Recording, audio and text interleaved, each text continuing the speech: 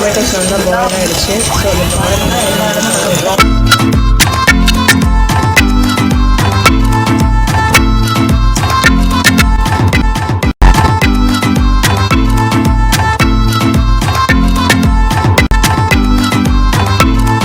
Hi friends, welcome to Sophie kitchen. இன்னைக்கு என்ன செய்ய போகிறோம் பார்த்தீங்கன்னா, கார்லிக் சிக்கன் செய்ய போகிறோம்.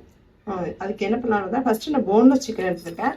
இது வந்து நான் 250 கிராம்ஸ் கிட்ட எடுத்துருக்கேன். 250 300 கிராம்ஸ் கிட்ட இருக்கும். ஸோ இதில் ஃபஸ்ட்டு குட்டி குட்டியாக கட் பண்ண பச்சை மிளகாய்,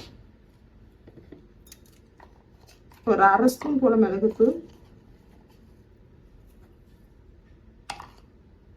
ஒரு அரை ஸ்பூன் கார்ன்ஃப்ளவர் மாவு, அரை ஸ்பூன் மைதா, இதை போட்டுக்கோங்க.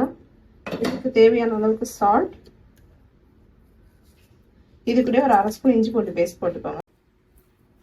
இஞ்சி பூண்டு பேஸ்ட் போட்டு எல்லாமே போட்டு நல்லா மிக்ஸ் பண்ணுங்க. மிக்ஸ் பண்ணி வச்சுட்டு ஒரு 15 to 30 மினிட்ஸ், ½ hour இல்லைன்னா 50 மினிட்ஸ். சீக்கிரமாக செய்யணும், 10 நிமிஷத்தில் செய்யுங்க. இல்லைன்னா ஒரு ½ hour நல்லா ஊற வச்சுக்கோங்க. இது நல்லா மிக்ஸ் பண்ணிக்கோங்க. இது நல்லா மேரினேட் ஆகட்டும். மேரினேட் பண்ணி வச்சிருக்கேன் சிக்கனை வந்து இதில் போட்டலாம். நான் ஒரு 2 ஸ்பூன் போல் எண்ணெய் ஊற்றிருக்கேன், ரொம்ப ஊற்றலை, போதும், அந்த அளவுக்கு போதும் நமக்கு. இதை எதுக்கு நம்ம மேரினேட் பண்ணி வச்சுருக்கேன், எல்லா சிக்கனுமே உள்ளே போட்டுடலாம்.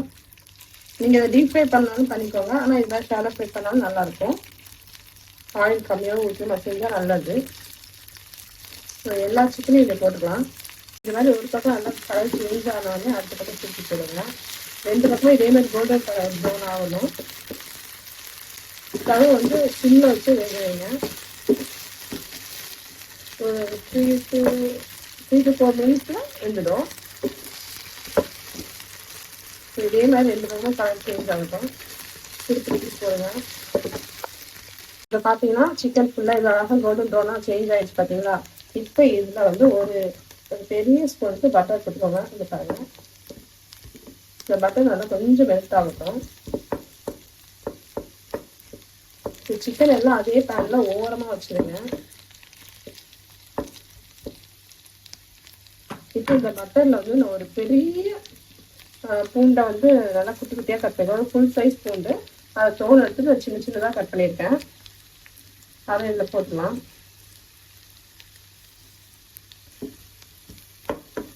இந்த பட்டர்லேயே இந்த பூண்டை வந்து நல்லா மிக்ஸ் பண்ணி ஃப்ரை பண்ணுங்க.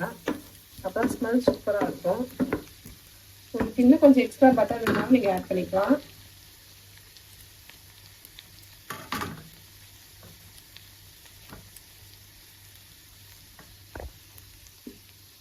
கொஞ்சம் பட்டர் போட்டுக்கிறேன்.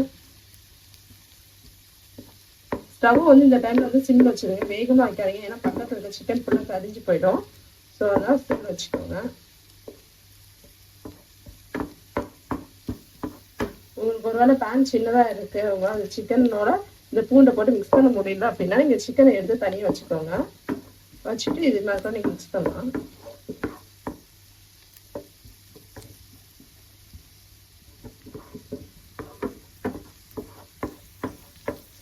கார்லிக் கொஞ்சம் கலர் சேஞ்ச் ஆகட்டும். பார்த்தீங்கன்னா இதுக்குள்ளேயே கொஞ்சமாக தண்ணி ஊற்றிக்கோங்க, போதும். இந்த அளவுக்கு தண்ணி ஊற்றிக்கோங்க. தண்ணி லைட்டாக சூடானவொடனே இது கூட மிளகுத்தூள் கொஞ்சம் போட்டுக்கோங்க. ஏற்கனவே மிளகுத்தூள் போட்டால் ஃப்ரை பண்ணியிருக்கோம். ஸோ கொஞ்சமாக மிளகுத்தூள், ஒரு அரை ஸ்பூன் போதும். சோயா சாஸ் ரொம்ப ஊற்ற வேண்டாம்.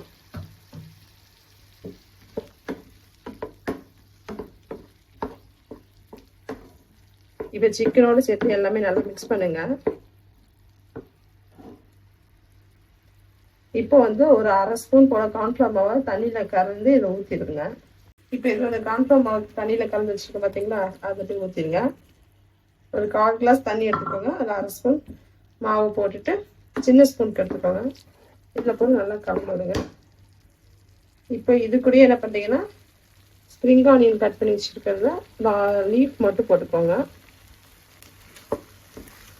போட்டுட்டு தண்ணி இந்த வத்துற வரைக்கும் கொஞ்சம் கிளறி விடுங்க. அப்புறமா ஆஃப் பண்ணிடலாம். அந்த மாவு வேகணும், ஸோ அதுக்காக தான். அவ்வளோதான். இப்போ பார்த்தீங்கன்னா ரெடி ஆயிடுச்சு. நம்ம ஸ்டவ் ஆஃப் பண்ணிடலாம்.